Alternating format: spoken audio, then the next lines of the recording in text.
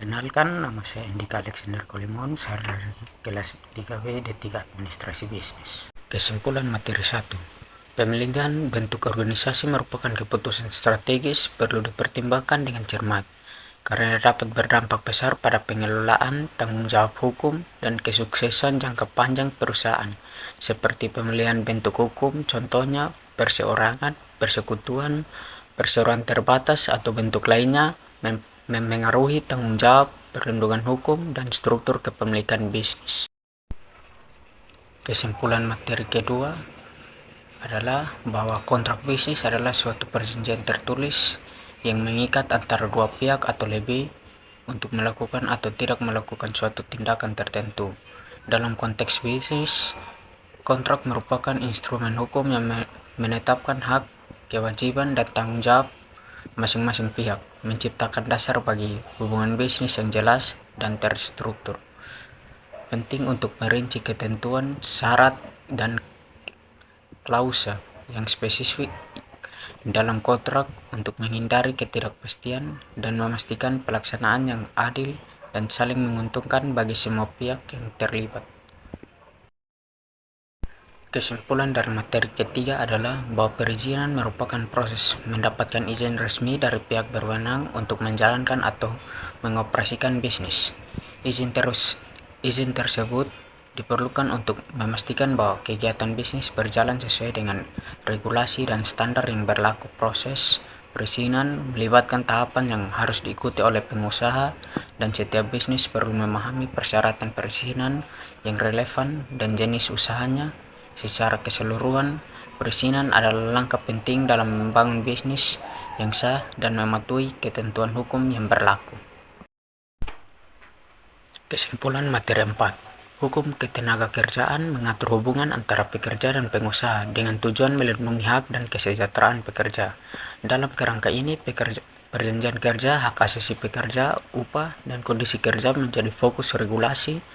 Hukum ketenagakerjaan bertujuan menciptakan keseimbangan antara kepentingan pengusaha dan pekerja, memastikan keadilan, dan memberikan dasar hukum bagi penyelesaian sengketa secara adil. Perlindungan terhadap pekerja perempuan, anak-anak, dan kaum disabilitas menjadi bagian integral dan regulasi ini mencerminkan nilai-nilai kemanusiaan dan keadilan sosial.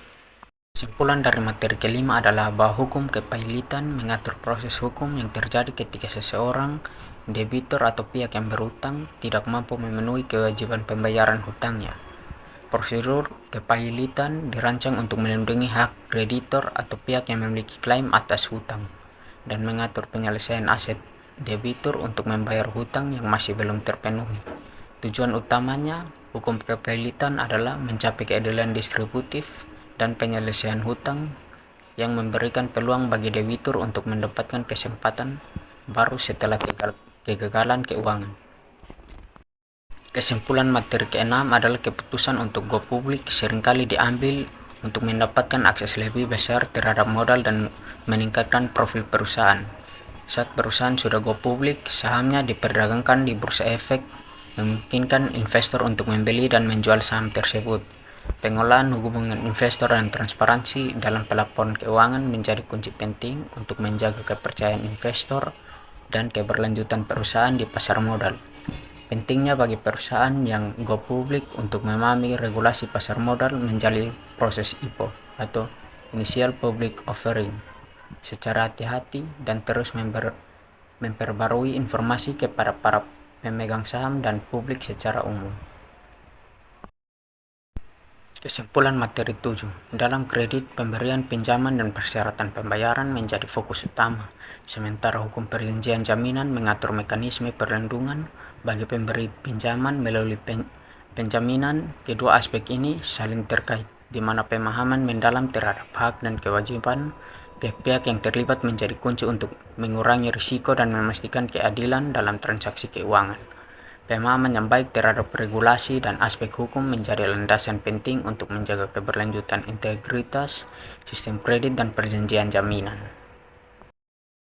Kesimpulan materi 8, TPPU, tindak pidana pencucian uang, merupakan perbuatan ilegal yang melibatkan penggunaan dan dana hasil kejahatan untuk menciptakan kesan bahwa Dana tersebut berasal dari kegiatan yang sah. Undang-Undang TPPU dirancang untuk mencegah, mengidentifikasi, dan menghukum pelaku pencucian uang, serta mendukung upaya internasional melawan kejahatan keuangan. Proses penanganan TPPU melibatkan identifikasi transaksi mencurigakan, pelaporan kepada pihak berwenang, serta penyelidikan dan penentuan hukum terhadap pelaku kejahatan keuangan. Undang-Undang TPPU menjadi instrumen penting dalam menjaga integritas sektor keuangan dan mendukung kerjasama internasional untuk mengatasi pencucian uang secara efektif. Kesimpulan materi ke-9, penyelesaian sengketa bisnis perlu mempertimbangkan berbagai faktor dan pendekatan kolaboratif seringkali diutamakan untuk mencapai penyelesaian yang memuaskan bagi semua pihak, seperti mediasi yang menjadi alternatif populer karena dapat mencapai penyelesaian yang cepat, efisien, dan berkeadilan dengan mendorong kerjasama antara pihak yang bersengketa. Kesimpulan materi 10. Perlindungan konsumen bertujuan untuk menciptakan hubungan bisnis yang adil dan saling menguntungkan antara penjual dan konsumen, serta memberikan konsumen kepercayaan dan perlindungan dalam bertransaksi, seperti hukum menetapkan standar keamanan produk untuk melindungi konsumen dari produk yang berpotensi membahayakan kesehatan atau keselamatan. Kesimpulan materi 11. Dalam rangka hukum dan transaksi e-commerce, terdapat kerangka hukum untuk melindungi konsumen dalam transaksi e-commerce mencakup aspek privasi, keamanan data, dan hak-hak konsumen, seperti kontrak elektronik diakui secara hukum, dan pihak yang terlibat dalam e-commerce harus mematuhi persyaratan hukum terkait. Juga hukum menetapkan kewajiban untuk menjaga keamanan dan privasi data pelanggan, serta memberikan pedoman terkait pengelolaan informasi pribadi. Sekian dan terima kasih.